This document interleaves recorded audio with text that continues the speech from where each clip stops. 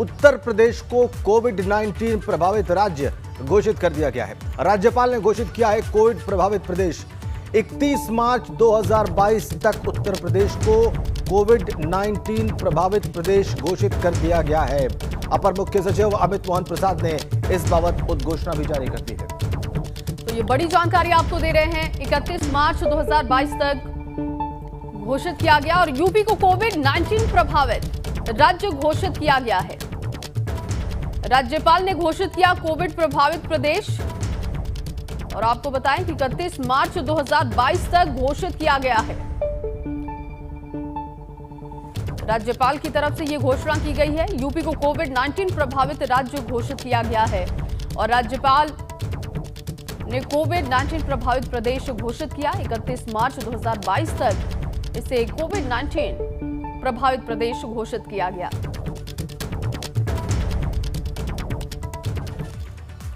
और चलिए बात करते हैं यूपी की सियासी खबरों की। ये खबर वाराणसी से है। 2022 चुनाव को लेकर अमित शाह ने वहां पर मंथन किया है। गोकुल धाम में शाह ने भारतीय जनता पार्टी के नेताओं के साथ एक बड़ी बैठक की है। इस बैठक में काशी क्षेत्र और गोरक्ष क्षेत्र के पदाधिकारी मौजूद रहे। राजनीतिक समीकरणों पर बड़ी चर्चा हुई। इसमें चुनाव की तैयारियों को जानने के साथ टिकट बंटवारे का फीडबैक शाह ने लिया है।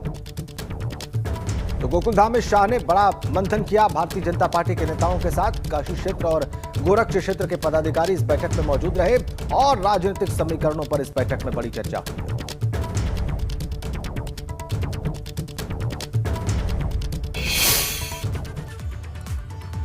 और राजेंद्र, इस बैठक को लेकर कल पूरी तरीके से हमने इस पर नजर भी रखी। दिन और रात जो भी अपडेट रहा हमने अपने दर्शकों के सामने भी रखा। और आइए अब आपको दिखाते हैं संवाददाता नीतीश पांडे की कल देर रात की ये रिपोर्ट। अब देखिए आपके सामने यहाँ पर गृह मंत्री अमित शाह, ये देखिए इस गाड़ी में यहाँ पर बैठ के आगे बढ़ते हुए लगभग पौने 2 घंटे तक इस गोकुल धाम में मैराथन बैठक चली है। और इस मैराथन बैठक को करके अब गृह मंत्री यहाँ से आगे बढ़ रहे हैं। आप देखिए यहाँ पर ये जो गाड़ियाँ आप देख रहे हैं आपके सामने। और इस बैठक में सिर्फ काशी क्षेत्र ही नहीं बल्कि गोरक्ष क्षेत्र के भी सभी पदाधिकारी मौजूद रहे हैं। तो आप देखिए ये जो सुरक्षा गार्ड है वो इस गाड़ी में बैठ के आगे बढ़ते हुए, तो यहाँ पर मैराथन बैठक खत्म हो चुकी है। और अब जो पदाधिकारी हैं भारतीय जनता पार्टी के जो भी संगठन से जुड़े हुए लोग हैं, चाहे वो प्रदेश संगठन मंत्री हों या फिर रीता बहुगुणा जोशी हों, विनोद सोनकर हों, इसके साथ ही जो संगठन के सभी बड़े पदाधिकारी हैं वो सभी यहाँ पर पहुँचे हुए थे। और यहाँ पर आज लगभग पौने 2 घंटे यहाँ पर मैराथन बैठक चली है। और इस बैठक के क्या नतीजे होंगे ये तो आने वाला वक्त बताएगा, लेकिन यहाँ पर जो बैठक है वो ख़त्म हो चुकी है। और अब गृह मंत्री अमित शाह गोकुल धाम से आगे बढ़ चुके हैं। और अब देखिए बैठक में शामिल कुछ लोग यहाँ पर बाहर निकल रहे हैं। कैमरामैन विशेष के साथ नीतीश कुमार पांडे, एबीपी गंगा, वाराणसी। आप देखिए इस बैठक में राज्यसभा सांसद शिव प्रताप शुक्ला भी मौजूद रहे और उनसे बात की हमारे संवाददाता नीतीश पांडे। कुछ पार्टी की चर्चा आंतरिक थी, संगठन की थी। हमें चुनाव जीतना है और सबको हराना है, इसी की चर्चा थी और इसी को हम लोग जाकर के कार्य रूप में करने जा रहे हैं। पूर्वांचल की बात कर रहे हैं तो काशी क्षेत्र हो चाहे वो गोरक्ष क्षेत्र हो, दोनों क्षेत्र अहम। तो इन क्षेत्रों को लेकर किस तरह के आगे के समय में किस तरह के एजेंडे पर काम करना है, इसे लेकर हम जानकारी लेना चाहते हैं। सिर्फ जीत के एजेंडे पर काम करना है और निश्चित रूप से हम आपको बता रहे हैं कि पिछली बार से अधिक सीट जीतेंगे। आप आज पूछ रहे हैं हमसे, चुनाव के बाद हम और आप मिलेंगे और मैं अपनी बात को जो कहा हूं उसको प्रमाणित करके दिखा दूंगा। अभी कुछ दिनों पहले भी गृह मंत्री काशी आए थे, उन्होंने टीएफसी में बैठक की थी और टीएफसी में भी एक मंत्र उन्होंने दिया था कि सबको साथ लेकर आ जाओ। तो आज ऐसा कुछ बात, ऐसा कुछ मंत्र, ऐसा कुछ चर्चा का कोई बड़ा विषय क्या रहा आज आपने इस बैठक में? क्या अपने आदरणीय प्रधानमंत्री जी ने पूरे देश के लोगों को ही नहीं, कार्यकर्ताओं को भी बताए, सबको बताए कि सबका साथ से ही सबका विकास होगा। तो सबको साथ लेने के नाते, इस नाते नहीं कि हम वोट के नाते लेने जा रहे हैं, इस नाते कि उनके विचारों को जानेंगे और विचारों को जानने के बाद उनकी क्या कमियां हैं, उन कमियों को हम कैसे दूर करेंगे। भारतीय जनता पार्टी ने इसे एजेंडा बनाया है, तो मैं समझता हूं कि इस पर काम करने की जरूरत है और यही बात निश्चित रूप से माननीय अमित शाह जी ने की। पूर्वांचल और काशी क्षेत्र और इसके साथ अगर बात करें गोरख क्षेत्र में, तो जातिगत आधार बहुत तेजी से सामने आता है, तो इसका भेद कैसे होगा? भाई हमेशा रहा है, कोई नई बात नहीं है, लेकिन उसके बावजूद भी सभी जातियां हमें वोट देती रही हैं। आज की स्थिति में ये है कि एको एक द्वितीयो नास्ति। श्री नरेंद्र मोदी जी देश के सर्वोच्च नेता हैं। उत्तर प्रदेश की जनता उनको देख करके उत्तर प्रदेश में पहले से अधिक संख्या में सीटें दे करके भारतीय जनता पार्टी को जिताएगी। नीतीश पांडे, जिनकी रिपोर्ट अभी आप देख रहे थे, इस वक्त वाराणसी से हमारे साथ सीधा जुड़े हुए हैं। नीतीश, अभी हमने आपकी रिपोर्ट देखी, आपने दिखाया कि बैठक खत्म होने के बाद कैसे गृह मंत्री अमित शाह गोकुल धाम से निकले, उसके बाद आपने शिव प्रताप शुक्ल से बात की। लेकिन ये बैठक चली कितनी देर और कुल कितने लोग, और खासकर जो महत्वपूर्ण लोग हैं जो इस बैठक में मौजूद थे, उनके बारे में बताएं। राजेंद्र जी, अगर बैठक की बात करें तो जो चुनावी चाणक्य हैं उनके आगमन के, वाराणसी आगमन के पहले दिन रात 12 बजे तक लगातार, बल्कि यूँ कहे कि 12:15 बजे तक बैठक चलती रही है। सिर्फ गोकुल धाम ही नहीं, बल्कि गोकुल धाम से जब वापस सर्किट हाउस आए हैं अमित शाह, तो वहाँ पर भी यूपी के अगर बात करें, और इसके साथ ही खास तौर पर अगर बात करें तो काशी क्षेत्र और गोरख क्षेत्र के जितने भी सह प्रभारी हैं सबको यहाँ पर बुलाया गया था।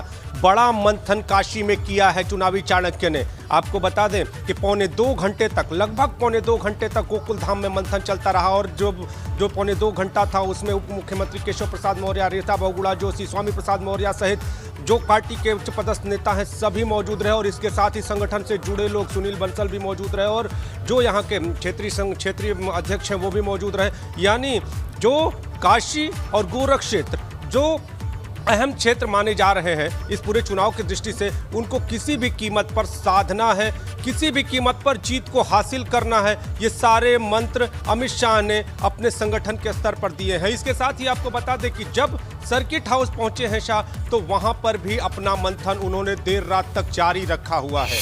अभी शाह मौजूद हैं सर्किट हाउस में, और इसके बाद बाबा का दर्शन पूजन करेंगे और वहां से लौट जाएंगे। लेकिन एक बात और आपको बता दूं कि इस सारी बैठक में जो इनपुट लिया है शाह ने, जो फीडबैक लिया है शाह ने, वो पार्टी के टिकटों को लेकर भी, सूत्रों के हवाले से हमारे पास खबर है कि टिकटों को लेकर भी बातचीत हुई है। जो यहाँ के नेता हैं, जो यहाँ के मंत्री हैं, जो इन क्षेत्रों के मंत्री और नेता हैं, उनका फीडबैक जमीन पर क्या है, जनता उनके बारे में क्या सोच रही है, इन सारे विषयों पर संगठन के पदाधिकारियों से शाह ने पूरा फीडबैक लिया है। अब आने वाले दिनों में ऐसी संभावना भी जताई जा रही है कि कई के टिकट कट भी सकते हैं, कई के चेहरे भी बदले जा सकते हैं, लेकिन अब ये आने वाले समय की बात होगी। फिलहाल सूत्रों के हवाले से ये खबर है कि शाह ने टिकटों को लेकर भी पूरा फीडबैक लिया है कि टिकटों को लेकर जो है महामंथन हुआ है, उन्होंने फीडबैक लिया है पदाधिकारियों से, बड़े नेताओं से, और कईयों के टिकट कट भी सकते हैं। ये बड़ी महत्वपूर्ण जानकारी आपने नीतीश दी, बहुत बहुत धन्यवाद आपका।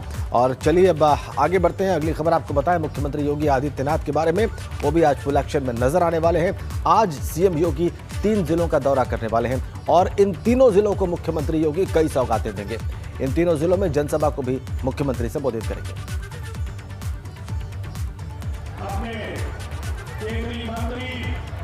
और सीएम योगी के आज के कार्यक्रम की बात की जाए तो सीएम योगी फर्रुखाबाद जाने वाले हैं, जहां पर वो 196 करोड़ की 174 विकास परियोजनाओं का लोकार्पण और शिलान्यास भी करेंगे, और बीजेपी की जन विश्वास यात्रा कार्यक्रम में भी वो शामिल होंगे। तो सीएम योगी आज अमरोहा भी जाने वाले हैं। अमरोहा में सीएम विकास परियोजनाओं का लोकार्पण और शिलान्यास करेंगे, और यहां भी वो जनसभा को संबोधित करेंगे। और सीएम आज अपने गृह जनपद गोरखपुर जाने वाले हैं। गोरखपुर में सीएम योगी नगर निगम के नवीन भवन का लोकार्पण करेंगे। ब्रह्मलीन महंत अवैधनाथ की प्रतिमा का भी वो अनावरण करने वाले हैं। सीएम योगी गोरखपुर को 520 करोड़ की विकास परियोजनाओं की सौगात देंगे। तो 3 जिलों के दौरे पर मुख्यमंत्री योगी आदित्यनाथ होंगे। आज एक्शन में मुख्यमंत्री योगी आदित्यनाथ, और उनका क्या कार्यक्रम होगा वो भी हम आपको बता रहे हैं। और विकास योजनाओं का लोकार्पण शिलान्यास करने वाले हैं। इसके साथ ही भाजपा की जन विश्वास यात्रा में शामिल होंगे, और सभी 4 विधानसभा सीट से जन विश्वास यात्रा गुजरेगी। सुखदेवी इंटर कॉलेज में जनसभा को मुख्यमंत्री संबोधित करने वाले हैं। करीब 1 घंटे तक का उनका कार्यक्रम बताया जा रहा है और गोरखपुर को बड़ी सौगातें मिलने जा रही है, उसकी जानकारी भी अब आपके सामने रखते हैं। 520 करोड़ की परियोजनाओं का लोकार्पण और शिलान्यास होगा। इसके साथ ही नगर निगम के नए भवन का लोकार्पण होने जा रहा है। सहजनवा में सॉलिड वेस्ट मैनेजमेंट प्लांट का शिलान्यास मुख्यमंत्री करेंगे और सीवर लाइन और सीवेज ट्रीटमेंट प्लांट की भी स्थापना होने वाली है। इसके साथ ही सड़क, नाली, शौचालय और पार्क के सुंदरीकरण की योजना भी है। सीएम जीडीए की महायोजना 2031 की योजना को भी देखने जा रहे हैं। तो ये तमाम अहम कार्यक्रम आज मुख्यमंत्री के होंगे। और वहीं यूपी चुनाव को लेकर कांग्रेस भी बहुत एक्टिव नजर आ रही है। कांग्रेस की राष्ट्रीय महासचिव और उत्तर प्रदेश की प्रभारी प्रियंका गांधी इन दिनों फुल फॉर्म में दिखाई दे रही हैं और आज भी वो फिरोजाबाद में एक्शन में रहेंगी। और आज प्रियंका का यहां पर शक्ति संवाद का कार्यक्रम है। प्रियंका गांधी आज महिलाओं और लड़कियों से संवाद करने वाली हैं। कांग्रेस के मुताबिक 5000 महिलाएं इसमें शामिल हो सकती हैं। कार्यक्रम को लेकर पूरी तैयारियां हो चुकी हैं। और अगर फिरोजाबाद सीट की बात की जाए तो फिरोजाबाद में कांग्रेस का कोई वजूद ही नहीं है। 2017 और 2012 के चुनाव में यहां कांग्रेस कोई भी कमाल नहीं कर पाई थी। वहीं अगर यहां से सियासी गणित की बात की जाए तो यहां कुल 5 सीटें हैं। 2017 में यहां पर भाजपा का जलवा कायम रहा। 5 में से 4 सीटों पर भाजपा ने जीत हासिल की थी। वहीं 2012 में यहां पर सपा ने 3 सीटें जीती थी। तो कांग्रेस का जहां पर वजूद नहीं है या कांग्रेस ने जहां पिछले 2 चुनाव में कोई प्रदर्शन खास नहीं किया, वहीं आज प्रियंका गांधी होंगी, एक्शन में होंगी। कुल 5 विधानसभा सीटें हैं फिरोजाबाद जिले में और इनमें से 4 सीटें पिछले चुनाव में भाजपा के हाथ लगी थी। उसके पहले के चुनाव में 2012 के चुनाव में 5 में से 3 सीटें समाजवादी पार्टी को गई थी, लेकिन जीतने वालों में इन दोनों ही चुनाव में कहीं कांग्रेस पार्टी का नाम नहीं था। इस बार प्रियंका वहां पर एक्शन में।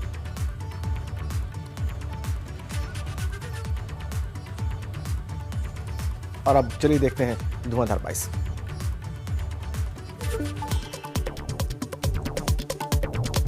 बलिया में केंद्रीय खेल मंत्री अनुराग ठाकुर ने अखिलेश यादव पर बोला हमला। पूछा अपने 5 साल की सरकार में अखिलेश यादव ने क्या किया। ललितपुर में भारतीय जनता युवा मोर्चा के युवा सम्मेलन में सांसद पुष्पेंद्र सिंह चंदेल ने भाजपा को बताया राष्ट्रवादी सिद्धांतों की पार्टी। उन्होंने भारत को राष्ट्रवाद के सिद्धांतों पर चलने वाला देश बताया।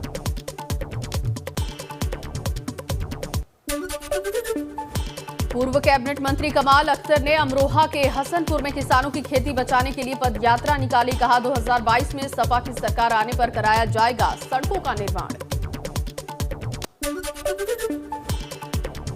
सोनभद्र में हुआ किसान महासम्मेलन। पूर्वांचल विकास बोर्ड के उपाध्यक्ष जयशंकर मिश्रा ने इसमें शिरकत की। लखीमपुर खीरी कांड को बताया दुर्घटना। प्रदेश के किसानों को भाजपा के पक्ष में बताया।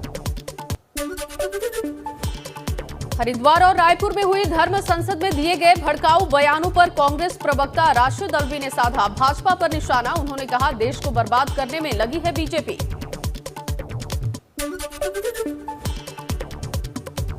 कांग्रेस ने फिर से की केंद्रीय गृह राज्य मंत्री अजय मिश्र टेनी को बर्खास्त करने की मांग। कांग्रेस के प्रदेश अध्यक्ष अजय कुमार लल्लू ने कहा टेनी को छोड़ना होगा पद।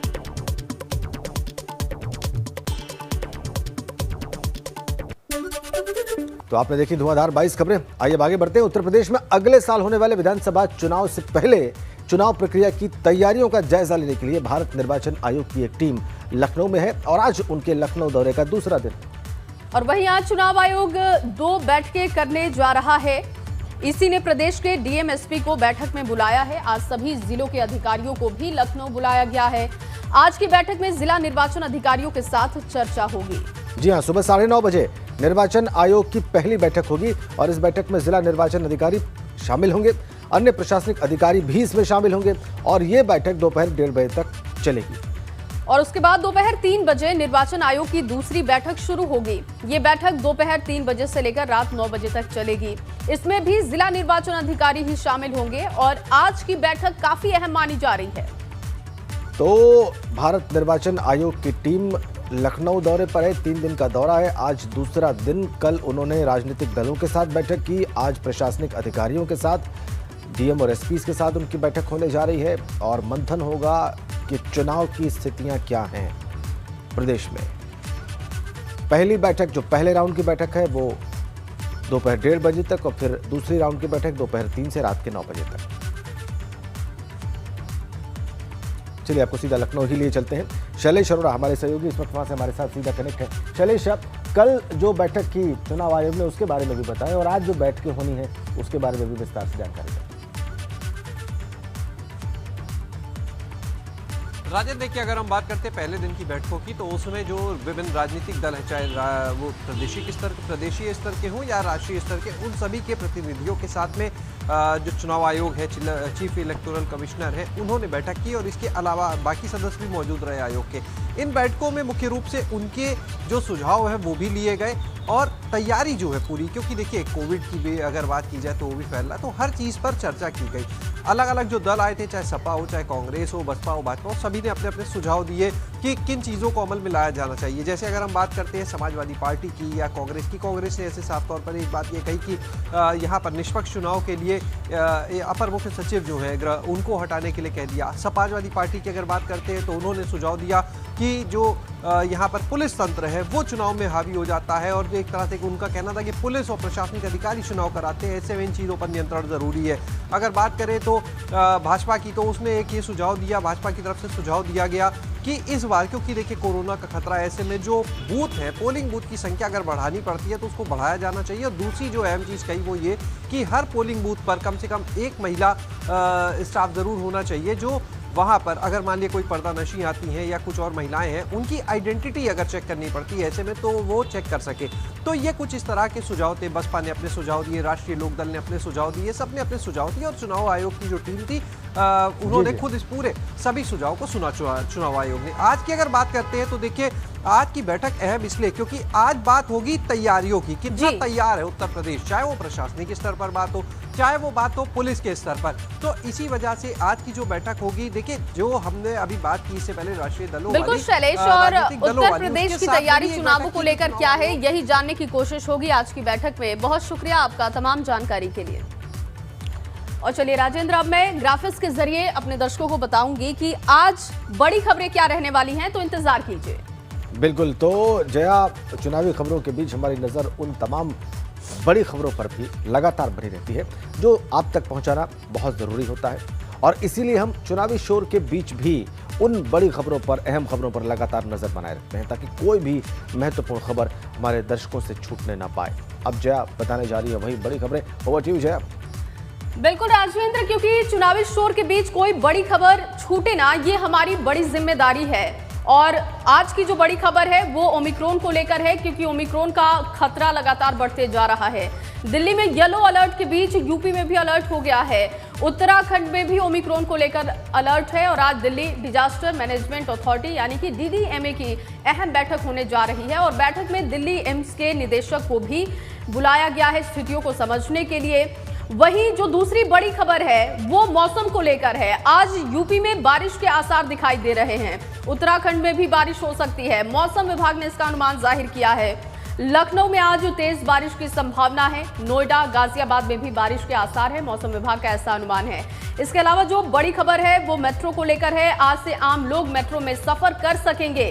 कानपुर मेट्रो ने तैयारियां पूरी कर ली हैं, यात्रियों को बार कोड वाले टिकट दिए जाएंगे। नए साल से यात्रियों को मेट्रो कार्ड भी उपलब्ध होंगे और कल पीएम ने मेट्रो का उद्घाटन किया था, जिसके बाद आज से मेट्रो का संचालन आम लोगों के लिए शुरू किया जा रहा है। राजेंद्र, बिल्कुल जया, तो कोरोना को लेकर जिस तरह से खतरा बढ़ता जा रहा है वो अपने आप में चिंता की बात है।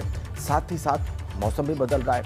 उत्तर प्रदेश, उत्तराखंड और दिल्ली में लगातार मौसम में बदलाव दिखाई दे रहा है। दिल्ली NCR में कल भी बारिश हुई थी और आज भी बारिश के आसार जताए जा रहे हैं। साथ ही साथ आज से कानपुर के लोगों को बड़ी राहत मिलने जा रही है और आज से मेट्रो को जो सफ़र है वो आम लोग वहां पर कर सकेंगे और ये वाकई में कानपुर के लोगों के लिए एक बड़ी सहूलियत के तौर पर देखा जा रहा है। उनका जीवन निश्चित रूप से मेट्रो के वजह से, मेट्रो शुरू होने की वजह से आसान होगा। और अब बात पटरी पर मेट्रो, आसमान पर पारे की, क्योंकि जिस सपने को कानपुर के लोगों ने देखा था वो पूरा हो गया है। बिल्कुल, और प्रधानमंत्री मोदी ने कानपुर मेट्रो को हरी झंडी दिखाकर सपने को यकीन में बदल दिया है। लेकिन सवाल ये है कि इस पर हो रही सियासत क्यों हो रही है, क्योंकि अखिलेश यादव इसका पूरा श्रेय ले रहे हैं। वहीं भाजपा सपा की पुरानी सरकार को विकास में रुकावट बताकर निशाना भी साध रही है। ये रिपोर्ट देखिए।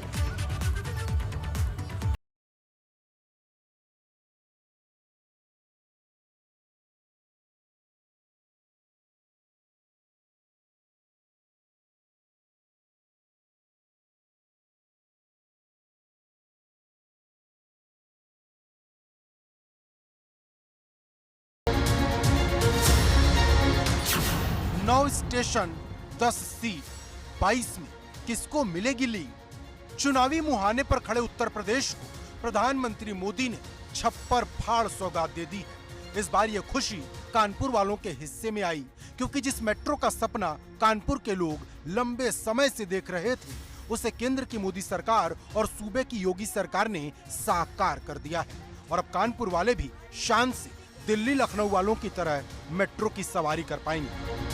यूपी में पहले जिन लोगों ने सरकार चलाई, उन्होंने समय की अहमियत कभी नहीं समझी। 21वीं सदी के जिस कालखंड में यूपी को तेज गति से प्रगति करनी थी, उस अमूल्य समय को, उस अहम अवसर को पहले की सरकारों ने गंवा दिया। आपको बता दें कि ये कानपुर मेट्रो का पहला चरण है, जिसमें 9 किलोमीटर के लिए 9 स्टेशन बनाए गए। मतलब कानपुर मेट्रो ITI से शुरू होगी और कल्याणपुर के साथ साथ CPM, विश्वविद्यालय, गुरुदेव, गीतानगर, रावतपुर और हाईलाइट से होते हुए मोती झील तक जाएगी। लेकिन सवाल बड़ा है कि क्या ये मेट्रो 22 की लड़ाई में भाजपा का काम आसान करेगी? क्योंकि कानपुर मेट्रो किसने शुरू की, किसने पूरी की, इसको लेकर भाजपा और सपा में जंग छिड़ी है। आज कानपुर मेट्रो को मिला दें तो यूपी में मेट्रो की लंबाई अब 90 किलोमीटर से ज्यादा हो चुकी है। पहले की सरकार कैसे काम रही थी, आज योगी जी सरकार कैसे काम कर रही है, तभी तो यूपी कहता है फर्क साफ है। जो समाजवादी सरकार ने दी थी मेट्रो, उसी का उद्घाटन करने जा रहे हैं। ये मेट्रो पहले बनकर के तैयार हो जाती, लेकिन हमारे मुख्यमंत्री नाकाम और अनुपयोगी मुख्यमंत्री ने समय लगा करके इतना समय लगाया कि आज 4.5 साल हो गए, तब जाकर के पूरा हुआ।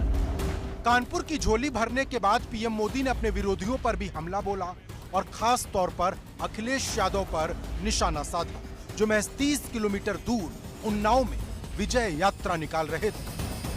यूपी में पहले जो सरकारें रही, उन्होंने माफियावाद का पेड़ इतना फैलाया कि उसकी छांव में सारे उद्योग धंधे चौपट हो गए। अब योगी जी की सरकार कानून व्यवस्था का राज वापस लाई है, इसलिए यूपी में अब निवेश भी बढ़ रहा है और अपराधी अपनी जमानत खुद रद्द करवाकर जेल जा रहे हैं। लेकिन यहाँ बात सिर्फ कानपुर मेट्रो की नहीं है। सवाल उन सभी सौगातों का है जो पीएम मोदी ने यूपी को दी हैं, क्योंकि दिसंबर महीने में ये 7वीं बार था जब पीएम मोदी यूपी आए और हर बार कुछ न कुछ सौगात देकर ही गए। लेकिन सवाल बड़ा है कि क्या इन तमाम गिफ्ट के बदले वोट का रिटर्न गिफ्ट मिलेगा? क्योंकि कोई कहे या ना कहे, लेकिन समझने वाले समझते हैं कि ये सौगातें चुनाव से पहले क्यों दी जाती हैं और क्यों इन्हें देते वक्त मौजूदा सरकार ये याद दिलाती है कि पहले की सरकारों ने क्या किया था, ताकि वोट देते वक्त जनता को याद रहे। क्योंकि चुनाव से पहले प्रधानमंत्री मोदी ने विकास का ऐसा चक्रव्यूह बनाया है जिसका जवाब विपक्ष कैसे देगा, ये सबसे बड़ा सवाल बन गया है। कानपुर से रतीश त्रिवेदी, ABP गंगा। तो कानपुर मेट्रो को लेकर सियासत जोरों पर है। हालांकि अखिलेश यादव ने पलटवार कर दिया है और अब क्या प्रतिक्रिया होती है सत्ता पक्ष की, ये भी देखना होगा।